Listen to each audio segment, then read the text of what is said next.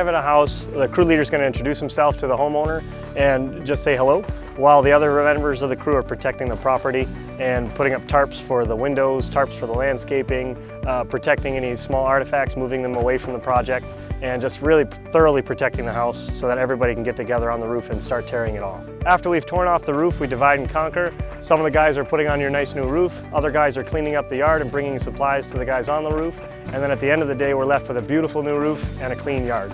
This particular customer purchased a Malarkey Legacy shingle, which is guaranteed from GoTo Roofing for no leaks for 30 years, material and labor. In order to make it look good, with this particular house there's a lot of flashing, so there's a lot of spots where roof meets siding. And we want to make certain that one, it looks nice, and two, it doesn't leak. And so when being careful with the siding to pull it off to flash it properly, we want to make sure that we're not damaging anything, and when we're done, it's put back the way the siding was before the roof was replaced. We have a saying, it's a roof to last and service to remember. And what we want to be able to offer you is a roof that's going to last as long as possible and all those products that'll last as long as possible with service that you're going to be talking about for years to come.